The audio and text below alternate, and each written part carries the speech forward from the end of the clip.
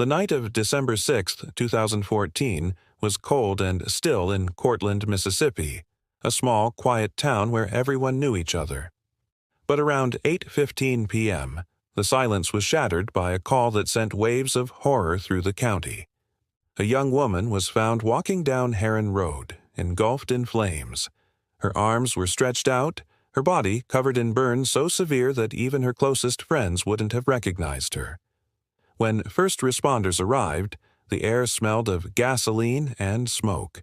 Through blistered lips, the woman whispered her name, Jessica Chambers. It would be the last thing she ever said. Jessica Chambers was only 19. She was blonde, outgoing, and known around town for her bright smile and easy laughter. She worked at a local gas station, the kind of place where she'd chat with truckers and locals alike, always polite, always cheerful. But behind that smile, she was trying to rebuild her life. Her father, a former prison guard, had spent time in jail, and Jessica herself had once fallen into the wrong crowd, dabbling with drugs and partying too hard. Recently, she'd been trying to pull away from it all. Her mother, Lisa, said Jessica wanted to start fresh, maybe even go back to school. But on that December night, all those plans died with her. When firefighters found her car just a few hundred yards from where she was discovered, it was already consumed by flames. The inside was scorched black, the seats melted to their frames. It was clear. The fire wasn't an accident. Someone had doused her and the car in gasoline, then set her ablaze. But who could do something so brutal to a girl like Jessica? The investigators began by tracing her final hours.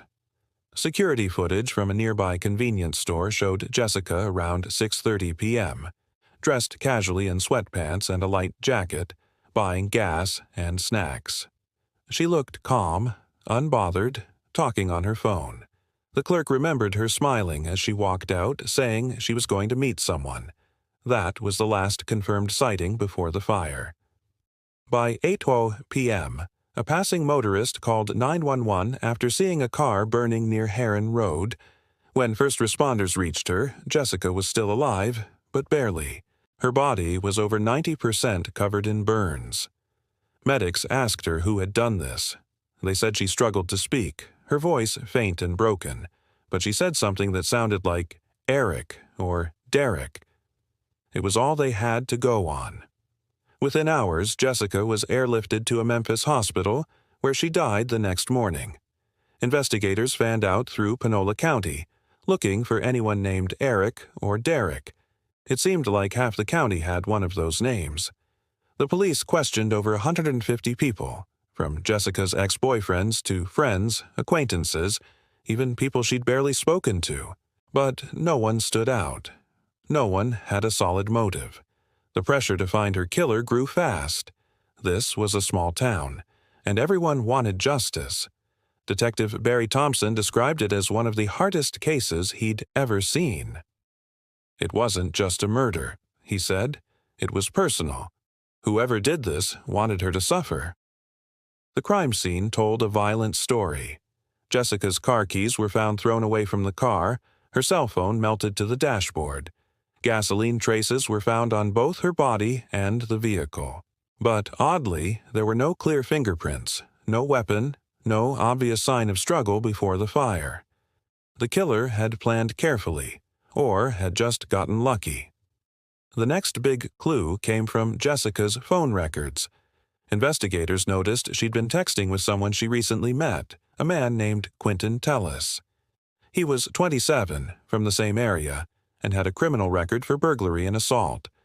Jessica had been seen with him days before the murder, and friends said she'd started hanging out with him more often. Some even said they didn't trust him, that he was manipulative, controlling, and quick to anger. Tellis was brought in for questioning. At first, he seemed calm, denying everything. He claimed he hadn't seen Jessica that night at all, saying he was out with friends and later at home playing video games. But when detectives checked his phone data, the timeline didn't match his story. His cell phone pinged near the same rural road where Jessica was found, around the same time her car went up in flames. Even more damning, surveillance cameras caught his car following hers minutes before the attack. Still, Tellis stuck to his story. He said Jessica had left his place that evening to go buy something to eat and never came back. He seemed almost indifferent when told she'd been murdered. The detectives kept pushing, but without direct evidence, they couldn't arrest him yet. Then came a breakthrough. Data from Jessica's cell phone showed her car's movement through GPS pings. It traveled from her home to the convenience store, to a rural area near Tellis's house, and then finally to Heron Road, where she was found. The last data point from her phone was logged just minutes before the fire started. Investigators concluded that whoever killed her was with her in those final minutes, and Tellis' phone pinged in the same area at the same time. By 2016, after months of evidence gathering, Quentin Tellis was charged with capital murder. The district attorney said Tellis had tried to erase his tracks. He'd even wiped his phone and deleted messages with Jessica. Prosecutors argued that he had planned the murder to silence her after a dispute or a failed sexual advance. The trial in 2017 was emotional. Jessica's parents sat in the front row every day, listening as witnesses described their daughter's final moments. The prosecution laid out their case: cell phone data, surveillance footage, and Tellis's inconsistent statements. They showed that gasoline residue matched what would be found near Tellis's home, and that he'd lied repeatedly about his whereabouts. But the defense attacked the heart of the case: Jessica's dying words. They argued that she had clearly said Eric, not Quentin. They brought in firefighters and paramedics who testified they distinctly heard her say the name Eric. The defense painted Tellis as an easy target, a man with a record but no proof tying him directly to the crime. The jury deliberated for hours. Tension filled the courtroom when the foreman returned with the verdict. A mistrial. 11 jurors voted to convict. 1 held out. The community was devastated. The prosecution retried Tellis the following year, but again the jury couldn't reach a unanimous decision. Tellis walked free, at least for now. For Jessica's family, it was like losing her all over again. Her mother said she still sees Jessica's face every time she drives past Heron Road, the place where her daughter took her last breath. She often said she doesn't need a conviction to know who did it. God knows, she told reporters, and one day he'll face him. In the years since, the Jessica Chambers case has remained one of the most haunting in Mississippi history. It exposed deep racial and social divides in the town, fueled by frustration, grief, and anger. Online forums exploded with theories. Some said Jessica was targeted by a drug ring, others believed she knew something she shouldn't have, but none of it could be proven. Meanwhile, Quentin Tellis's life continued to spiral. Not long after the mistrials, he was arrested again, this time in Louisiana, for the murder of another woman, 34-year-old Ming Chen Xiao, who was found stabbed to death in her apartment. Evidence showed Tellis had used her debit card and lied about knowing her. That case finally gave prosecutors what they lacked before: a pattern of violence. To them, it was no coincidence.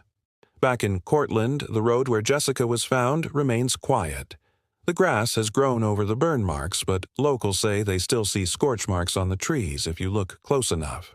Every December, people gather there for a candlelight vigil. They bring photos, flowers, and sometimes little angels made of glass. They pray, they cry, and they promise not to forget. What happened to Jessica wasn't just murder. It was a message. It showed how evil can hide behind an ordinary face, how a simple drive down a country road can turn into a nightmare. The mystery still lingers. If Jessica really said Eric, did the police get it wrong?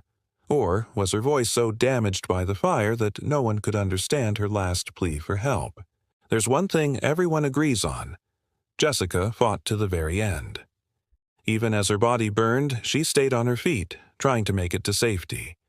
It was that same strength her friends remembered about her, the stubborn, brave girl who never gave up. Jessica Chambers' story is a tragedy of fire, silence, and unanswered questions. It's a reminder that sometimes, even when we think we know the truth, it slips just out of reach, leaving only smoke and memories behind. If stories like this keep you hooked, Hit subscribe for more.